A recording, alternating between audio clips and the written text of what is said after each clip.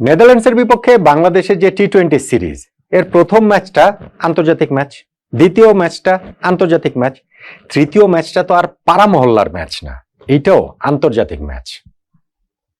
আর আন্তর্জাতিক ম্যাচে যেহেতু এক্সপেরিমেন্ট করার কোনো সুযোগ নাই, যেহেতু ম্যাচ জয়ের জন্য সম্ভাব্য সেরা একাদশটাই মাঠে নামাতে হবে, এইটাই যেহেতু বাংলাদেশের কোচ ক্যাপ্টেন থেকে শুরু করে টিম ম্যানেজমেন্টের ভাবনা, সেক্ষেত্রে এই তৃতীয় ম্যাচেও তো একাদশে নুরুল হাসান সোহান এবং মোহাম্মদ সাইফুদ্দিনের থাকার কোনো সম্ভাবনা আমি দেখতে পাচ্ছি না।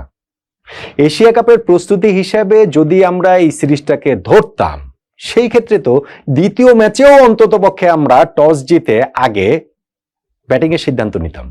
আমরা তো সেটা নেইনি, এবং ওই দ্বিতীয় ম্যাচের আগেই প্রেস কনফারেন্সে এসে অফিসিয়ালি আমাদের দলের সিনিয়র সহকারী কোচ মোহাম্মদ সালাউদ্দিন এই কথা বলে গেছেন যে এটা আন্তর্জাতিক ম্যাচ, এটা পরীক্ষা নিরীক্ষার জায়গা না। ফলে তৃতীয় ম্যাচের একাদশেও সাইফুদ্দিন সোহানকে খেলানোর কোনো সম্ভাবনা তো আমি দেখতে পাচ্ছি না। এটি কি হবে? এটি কি আসলে হওয়া উচিত? বলেন তো দেখি আমাকে। দেখুন, নেদারল্যান্ডসের বিপক্ষে বাংলাদেশ যে সিরিজ আয়োজন করেছে এইটাতে আমার কোনো আপত্তি নেই, বরং এইটাকে আমি আসলে বাংলাদেশ ক্রিকেট বোর্ডকে অ্যাপ্রিসিয়েটই করি।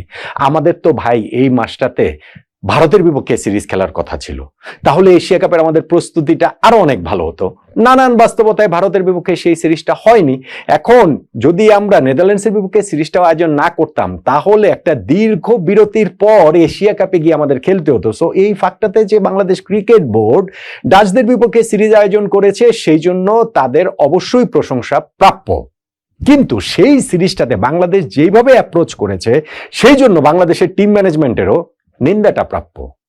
প্রথম ম্যাচের কথা আমি বলছিলাম যে ঠিক আছে, টস জিতে সেখানে আমরা ফিল্ডিং নিয়েছি উইকেটের মেরিট বিবেচনা করে, সেটা ঠিক আছে, কিন্তু সেকেন্ড ম্যাচটাতে অন্তত পক্ষে আমাদের ওই সুযোগটা নেওয়া উচিত ছিল আগে ব্যাটিং করার। এখন তো ভাই থার্ড ম্যাচে আমি টসের সময় নেদারল্যান্ডসের সাপোর্টার, কেননা নেদারল্যান্ডস টস জিতলেই কেবলমাত্র বাংলাদেশকে আগে ব্যাটিং এ পাঠাবে, সেই ক্ষেত্রেই কেবলমাত্র এশিয়া কাপের জন্য আমাদের প্রিপারেশনটা আসলে কতটা ভালো হচ্ছে, আমাদের ব্যাটিং সাইডের প্রিপারেশন, বোলিং সাইডের প্রিপারেশন, সেইটা আমরা বুঝতে পারবো। মানে বোলিং সাইডের প্রিপারেশন মানে বোলাররাও ওই বিরুদ্ধ কন্ডিশনে যখন ব্যাটিংটা একটু সহজ, তখন তারা কিরকম বোলিং করে সেই জিনিসটা আমরা বুঝতে পারবো।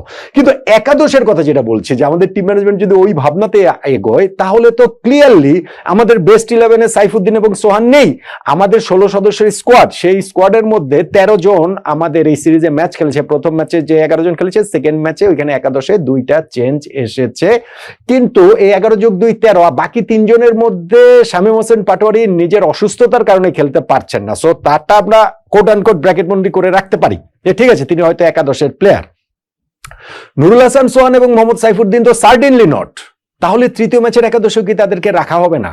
এই যে সোহান এতদিন পর, প্রায় 3 বছর পর টি-20 ফরম্যাটে তিনি ফিরছেন, তার কি অবস্থাতে রয়েছে, ইন্টারন্যাশনাল ম্যাচ খেলার মতো আপনি একটা ম্যাচ 2টা ম্যাচ দেখে হয়তো আমরা বুঝতে পারবো না, কিন্তু সেই ন্যূনতম সুযোগটাও কি আমরা তাকে দিব না? মোহাম্মদ সাইফুদ্দিন হয়তো আমাদের একেবারে প্রথম চয়েস পেস বোলিং অ্যাটাকের মধ্যে তিনি থাকছেন না, কিন্তু তার ব্যাটিংটাও তো দলের জন্য কার্যকর হতে পারে।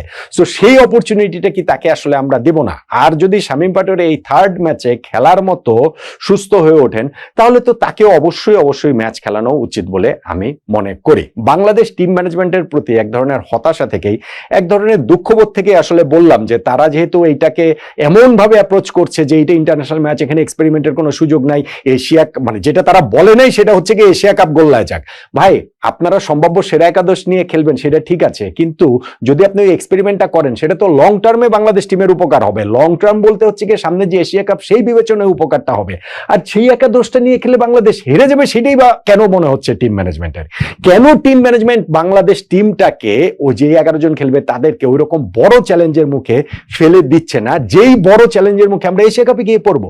সার্টেনলি আমরা গ্রুপ পর্বে শ্রীলঙ্কার বিপক্ষে পড়বো, সার্টেনলি আমরা আফগানিস্তানের বিপক্ষে পড়বো, আর যদি আমরা সুপার 4-এ যেতে পারি, সেখানে প্রবাবলি আমরা ইন্ডিয়ার বিপক্ষে, পাকিস্তানের বিপক্ষেও পড়বো। সো এই একটা টেস্টের মধ্যে আমাদের টিমের প্লেয়ারদের কি ফেলে দেওয়াটা আসলে উচিত না। নেদারল্যান্ডসের সঙ্গে আমাদের শক্তির পার্থক্য অনেক, সেইটা আমরা এই 2টা ম্যাচে প্রমাণ করতে পেরেছি। এখন নিজেরাই সেই শক্তির পার্থক্যটা কিছু কমিয়ে এনে যদি আমরা চ্যালেঞ্জের মধ্যে আমাদের ক্রিকেটারদের ফেলতে না পারি, তাহলে এশিয়া কাপের জন্য সেটা মোটেই ভালো প্রস্তুতি হবে বলে আমার কাছে মনে হয় না। সো টিম ম্যানেজমেন্ট যদি তাদের ওই নীতিতে স্টিক করে, ইন দ্যাট কেস আমি থার্ড ম্যাচের একাদশে সোহান সাইফুদ্দিনকে খেলানোর কোনো সুযোগ দেখি না, কেননা তারা তো বেস্ট 11-এর প্লেয়ার না।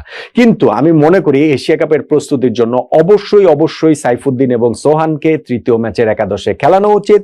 এই জায়গাটাতে অন্য যারা রয়েছেন, ধরেন আমরা একজন পেস বোলারকে বিশ্রাম দিতে পারি, ধরেন আমরা এখানে একটা মিডল অর্ডার ব্যাটসম্যানদেরকে বিশ্রাম দিতে পারি, তাদেরকে বিশ্রাম দিয়ে এই দুইজনকে অবশ্যই খেলানো উচিত। আর শামীম পাটোয়ারি তিনি যদি ফিট এগেন হন তাহলে তারও খেলা উচিত বলে আমি মনে করি। তার মানে এইটা না যে তৃতীয় ম্যাচে আমরা একাদশে এই তিনটা চেঞ্জ দিয়ে এই তিনজনকে খেলালে আমরা ম্যাচটা হেরে যাওয়ার জন্য খেলবো, কিংবা আমরা ম্যাচটা হেরে যাব। অবভিয়াসলি যে 11 জন খেলবেন তারা জয়ের জন্যই ঝাঁপাবেন। অবভিয়াসলি তাদের সেই জয় ছিনিয়ে আনার সামর্থ্য নেদারল্যান্ডসের বিপক্ষে রয়েছে, কিন্তু ওই টেস্টের মুখে বাংলাদেশের টিমটাকে ফেলা উচিত টিম ম্যানেজমেন্টের, আমি সেটা বিশ্বাস করি। টিম ম্যানেজমেন্ট ওই এক্সপেরিমেন্টের যেই দোহাই দিয়েছে সেইটা মাথায় রাখলে মনে হয় না যে থার্ড ম্যাচেও টসে জিতলেও বাংলাদেশ আগে ব্যাটিং নিবে কিংবা একাদশে সাইফুদ্দিন অথবা সোহানকে খেলাবে।